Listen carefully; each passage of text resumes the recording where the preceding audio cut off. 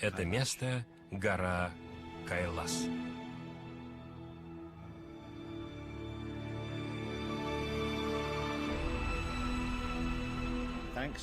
Из-за связи с мифической горой Кайлас считается настолько священным, что на него никогда не взбирались. Это самое важное место паломничества в Тибете. Славочка сказал, что там стоит огромный, типа человеческого разума, компьютер. Типа его. Вот. Компьютер, созданный по этому типу. Вот. И говорит, туда, говорит, он в скале. Если, говорит, зайти, там, говорит, огромный зал. Там, говорит, все готовое. Там, говорит, кнопки, говорит, такие. Все. Большие, говорит, такие. Они замаскированы под скалу. Вот человек, если туда зайдет, он ничего не поймет. Вот. И если, говорит, нажать, говорит, на эти кнопки, то раскроется небо. И они все будут видеть. Но им запрещено. И Славочка сказала, они очень сильно боятся Иисуса Христа. И этот запрет они не нарушат. Но у них все есть это. Создан бесами. Создан бесами. И охраняется слугами бесовскими, да. Вот. И именно охраняется, чтобы никто и это место не нашел. Если бы люди, например, поняли, узнали бы, что это такое, то у них бы мировоззрение о мироздании и о мире духов сильно бы поменялось. Вот поэтому эти духи очень тщательно маскируют все свои места пребывания.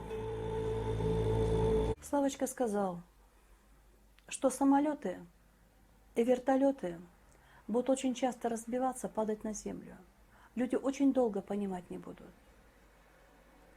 А потом они поймут, когда НЛО прямо перед самолетами будет стоять, не давать им взлетать и устраивать другие козни, они тогда только поймут, что нежелательно занимать пространство воздушное, потому что НЛО, инопланетяне эти, готовятся к войне с Богом. Славочка сказал, они готовятся к войне с Богом. И поэтому это воздушное пространство для маневров и нужно им. А на пути встречаются вот такие. И они их сбрасывают.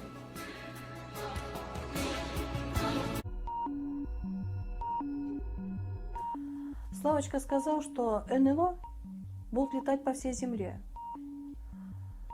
И Славочка сказал, что это полуматериальные объекты, и что этим полуматериальным объектом топливом служит бриллиант. И чем крупнее бриллиант, тем, Славочка сказал, как-то больше он служит. И он даже сказал, что вот это вот такое у них есть такое, как кнопка, большая бы кнопка круглая, вот такое отверстие, он так сказал, кнопка.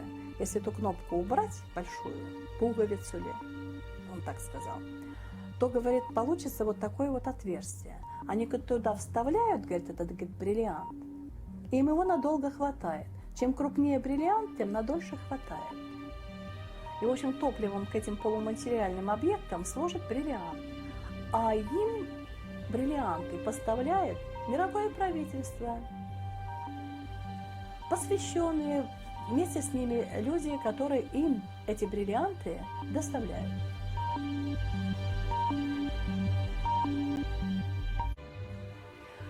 Слава говорил, что правительство земное, мировое правительство, напрямую связано с инопланетянами.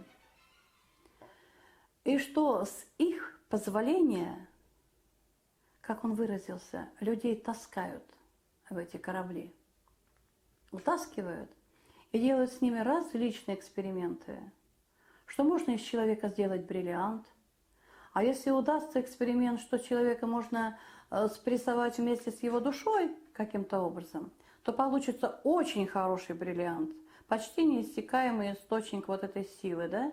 И как можно правильно это сказать, что бесы спокойно на душах человека могут там летать в своих этих НЛО. Это, конечно, настолько похоже на какую-то невероятные, ну не знаю даже как назвать, невероятные вещи. Но он говорил, что правительство земное позволяет этим инопланетянам, которых нет, что это просто бесы, проводить с людьми различные эксперименты, и что в конечном итоге они сами будут их очень бояться. Это мировое правительство боится своих инопланетян, но пользуется всеми ихними, как сказать, сейчас называют, тогда Слава не помню, какое слово сказал, но сейчас называют технологиями. Это жуткие, ужасные технологии.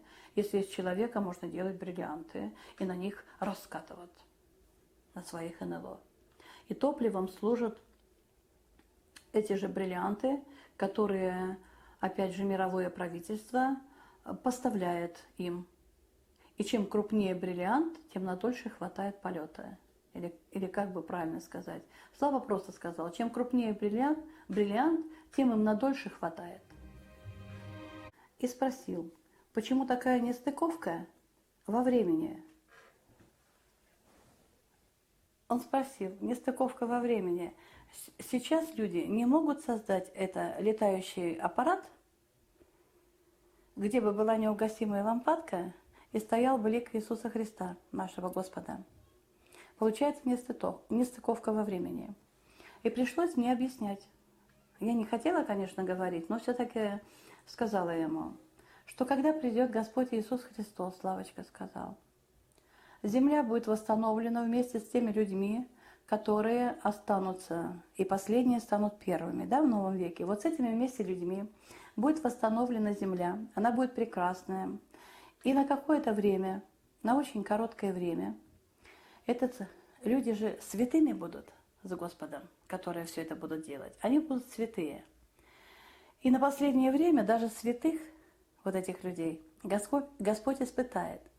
Будут созданы вот эти летающие аппараты, и чтобы посрамить окончательно дьявола, Господь на этих летающих аппаратах, где будет человек, и там, где летающие аппараты НЛО, демоны, да, Он позволит человеку сразиться с демонами.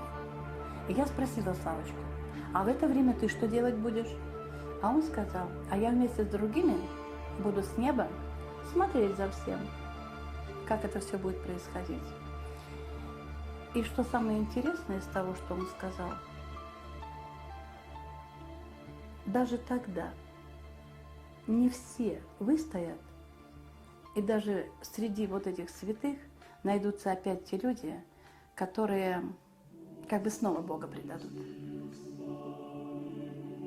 И вот только после этого уже,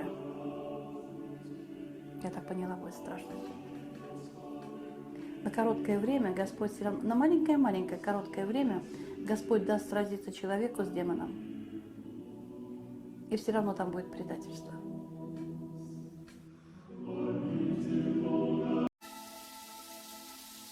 Как говорится, насадил Бог рай, да, написано. И получится сейчас так же, что вместе с Господом Иисусом Христом оставшиеся люди будут на земле насаживать деревья. Они, Славочка сказал, будут расти очень быстро. И земля будет очищенная, она станет прекрасной, она будет, раем земным. И вот только после этого, когда еще испытает Господь вот этих оставшихся людей, которые вместе с Ним восстанавливали землю, на короткое время выпустит вот этого снова, на маленькое-маленькое время выпустит дьявола, с которым сразится просто человек на вот этих летательных аппаратах.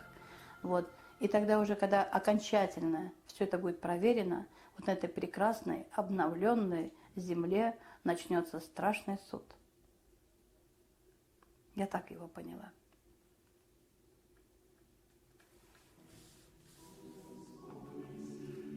А почему я это не говорила, да, раньше?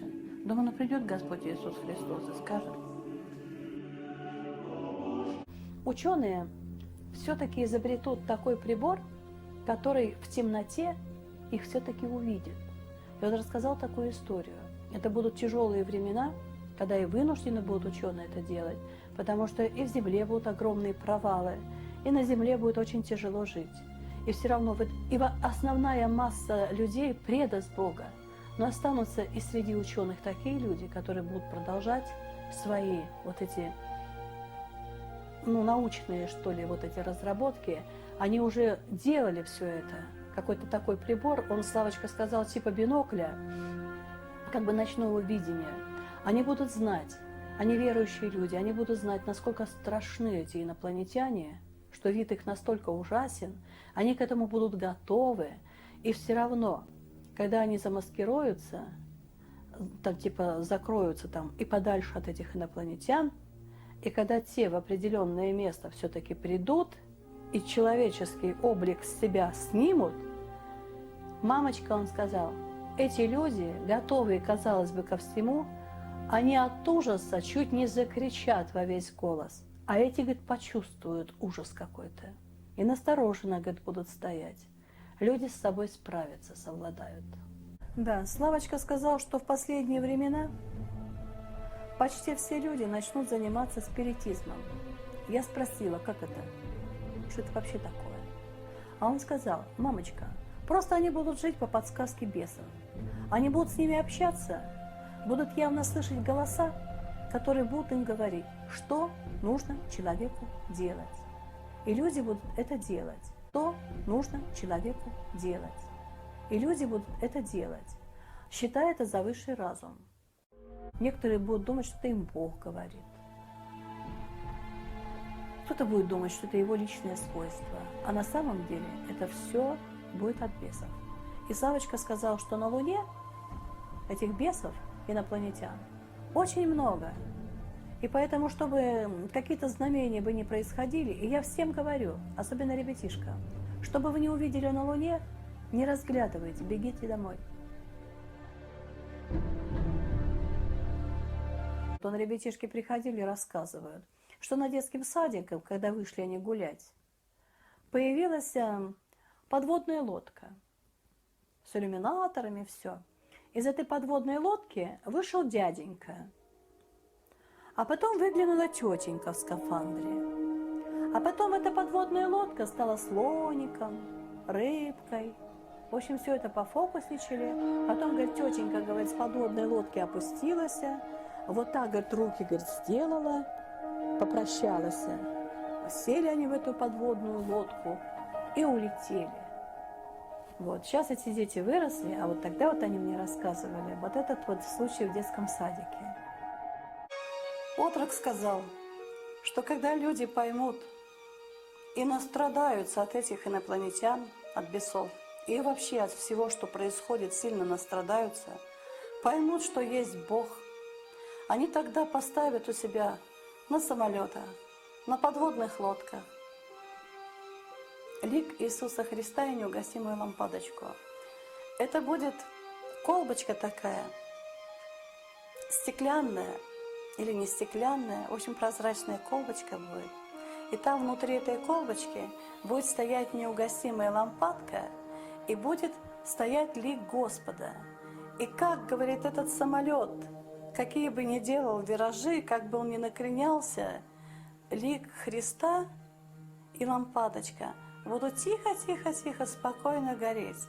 Это удивило Славочку, что люди вот такое вот могут сделать.